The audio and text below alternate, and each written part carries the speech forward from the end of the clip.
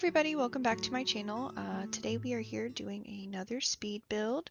Today's speed build is actually a shell challenge as well. This is the Small Simsie Shell Challenge by lilsimsie. You can see the link to her video for the challenge below in the description box. The shell challenge basically has a few simple rules. It's don't touch any of the exterior walls that are in place. You can add your own walls. As you can see, I've already done a few here, but you can't change any of the exterior walls that have already been put in place.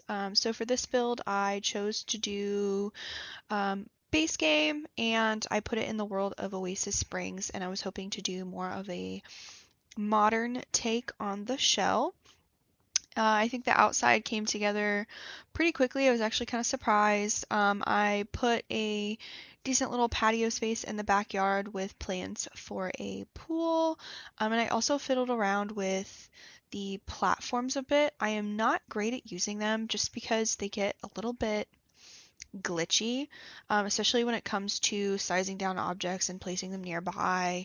They always try and go like up that quarter tile and things of that nature. So I've been trying to use them more and just sort of figure them out a bit. To start, I ended up putting this on a 30 by 20 lot, and I rotated the shell just once because I felt like this side would have a more interesting front, and then I fiddled around with just the general layout of the landscaping, and instead of doing dirt under the flower beds, I decided that they were going to be rocky, some gravel, because I see that a lot in more desert type builds. After I figure out that general idea, I decide I'm going to kind of figure out the floor plan a little bit before I put windows. Typically, I start with windows on the outside and then build the floor plan in and just make a little bit of changes here and there. But I felt like with the shape of this build, it was going to be a little bit awkward if we did it that way. So all in all, this house has a definite modern feel. I feel like with base game, you really only have two options. Your options are modern or traditional, and you don't really have much else from that. The entire build is completely base game, except for when I was doing the layout, I decided I wanted there to be an extra bathroom, and I felt like it just didn't really make sense to have two bathrooms if one of them wasn't also additionally a laundry space. So I did put a washer and dryer in this build, which you of course can only have if you have the Laundry Day game pack. But it very easily can be downloaded without. You can put a tub in the place of the washer and dryer. You could get rid of the extra bathroom altogether and make it more of a study space, which I think was my initial intention anyway, was that extra room that I ended up making the master bathroom to be some sort of office or something like that. But I just felt like the sim probably was more into the partying and having people over and entertaining, that she didn't really utilize any sort of space in her home for, I guess, those activities that you would typically put in for a sim.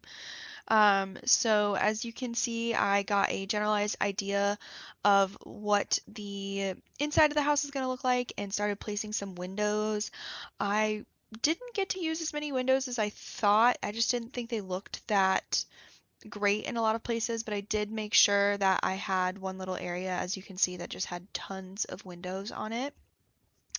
And then I start fiddling with the landscaping a little bit more before going in and placing some doors and then figuring out some flooring that I'm going to be using, changing the platforms around a little bit. And I actually decorate the interior of this one first, and I do not forget the wallpaper this time. So the inside, I think I stuck with a more neutral style. I think that just ends up being a little bit more modern. Um, I was thinking about keeping the terracotta throughout the house in different places, but I ended up only keeping it in the two bathrooms instead of near the walkways. I just felt like it didn't really look that great. I think I decided pretty quickly that the kitchen was going to be in this sort of like nook over here in the corner, and I always just have such a hard time picking out cabinets. I feel like I always go for the same ones when I'm using more a modern cabinet, which ends up being these cheaper base game ones. And I always use the black swatch. So I tried to make this swatch work, but I end up going back and changing it because I just wasn't liking it that much. And I definitely used a more expensive stove and fridge because I felt like this person definitely wanted to show off the things in their home a little bit more. But the kitchen itself is pretty simple. It has a little peninsula, and then I put some bar stools over there. Throughout this house, I use a lot of the base game updates as far as the buy catalog goes. We had, I think, tables and chairs were from Hey Harry, and then there was some other stuff from Peacemaker as well that are just so beautiful, and they fit the build really well with the neutral tones as well as keeping it on the more modern side. I go back and try and fiddle with some of the window placement some more as I start building because I wanted there to be a stove hood, but I just really couldn't figure out how it would work, and I wanted to keep windows there, so I decided against it. I end up putting a four-person table in here, even though I picture this as only being a one sim home, because I just feel like, again, she probably entertains, he or she, I should say, entertains pretty often. And then I always feel like curtains are the hardest part of any build you do, especially when you're stuck to just the base game curtains. I always feel like I end up using these ones, but I decided that curtains didn't really look great in this area and I'd use some blinds instead. But so far, my favorite curtains have been from most recent pack we got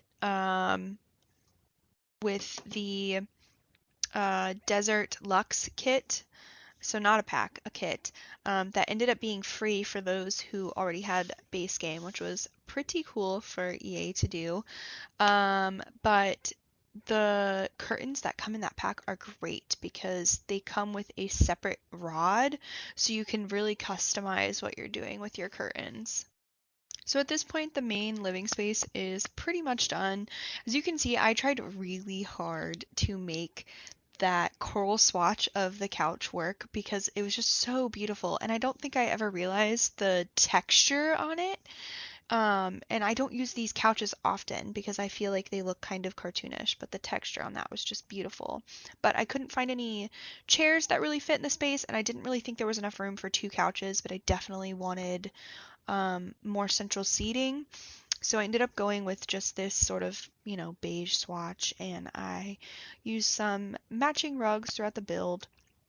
And then I go back through and try and find some artwork, my goodness, to put in the living space. And artwork is a whole different story with The Sims. I feel like even when you have all of the packs, and which I do, I own everything that The Sims 4 has put out. There's just still not a great selection of artwork, and I feel like you always go back to the same things, like that picture with the birds that's on the wall. I always use those, and a few of the pictures from base game, I think, of just people's faces and things like that. I just don't really feel like those work in a modern build. That's for more of a traditional build.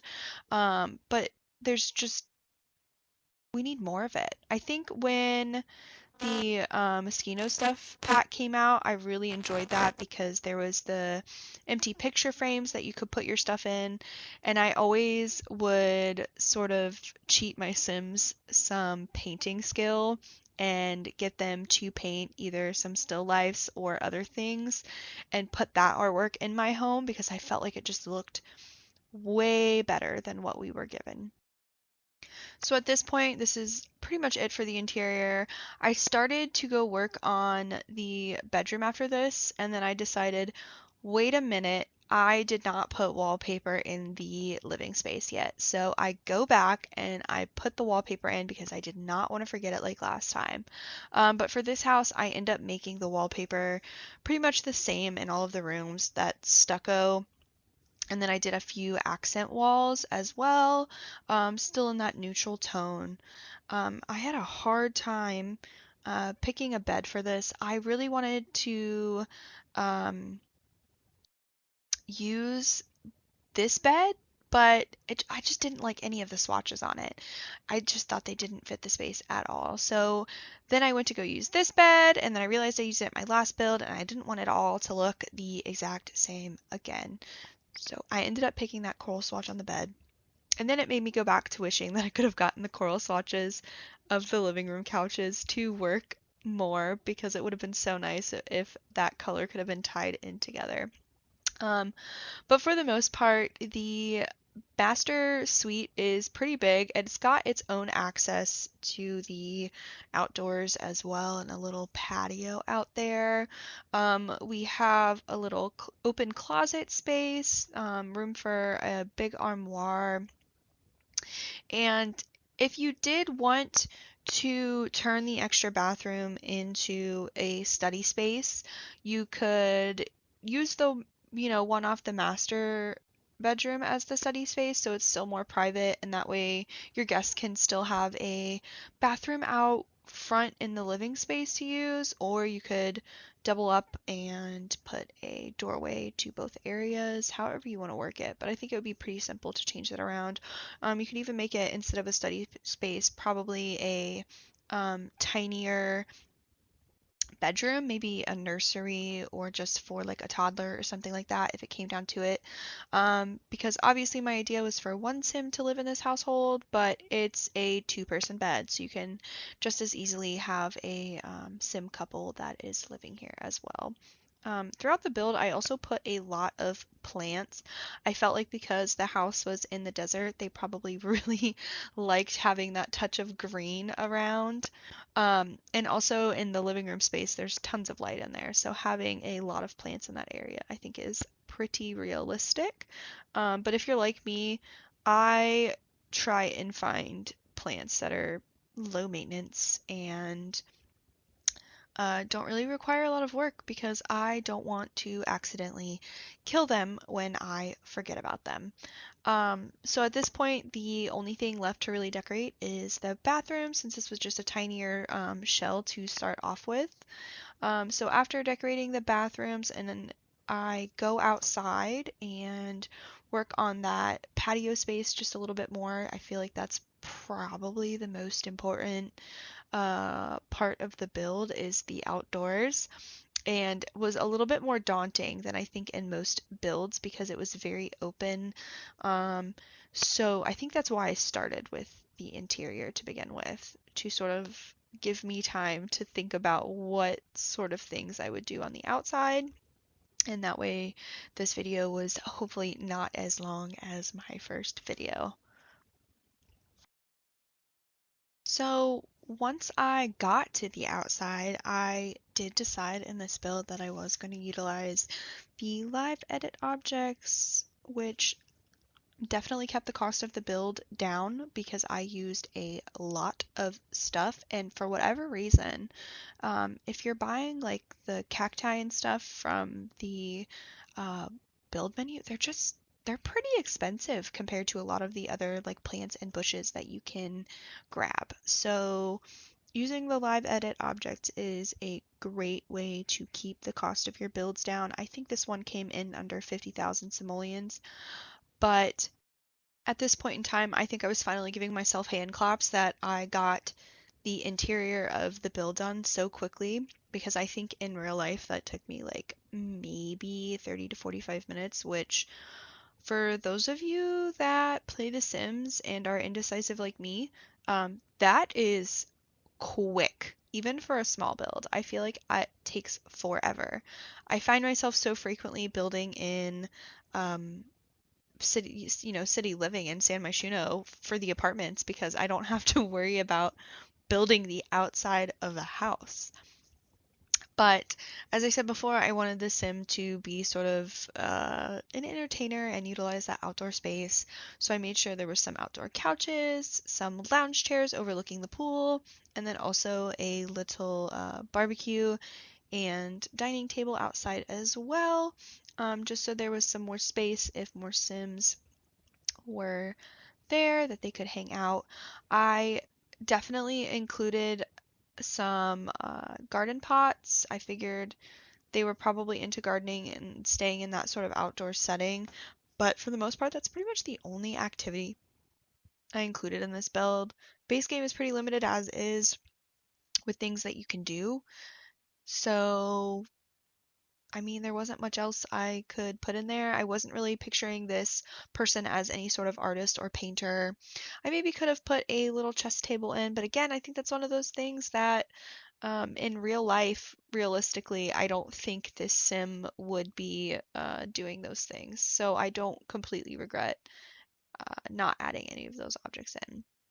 Now, as you can see, I am starting to add some things from the live edit menu. I decided that I was going to put in a little fake driveway because, as we all know, we do not have actual cars in the Sims 4.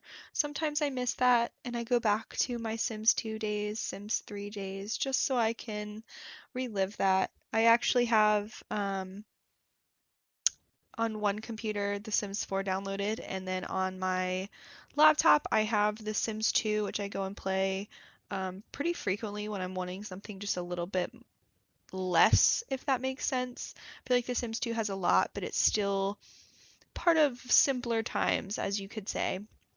And then I used to have The Sims 3 downloaded on my computer, but I recently got a new one, and I wanted to play The Sims 3, but in order to do that with all of the stuff and content I have, I would have had to go on to the Sims 3 store and just re-download all of that content. And it just takes a little bit of time that I was not ready to commit to.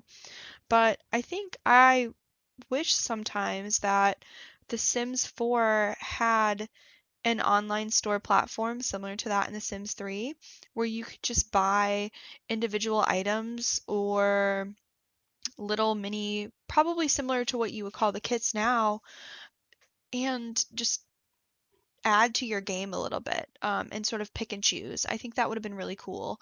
And I think that's the one fault with The Sims 4 now is the things they come out with are sort of hyper stylized. And if you're not really a fan of that, you can't, not that you can't add it to your game, you probably just don't want to spend the money on it, which is completely understandable because over time, the cost of these games definitely add up. I am not going to lie.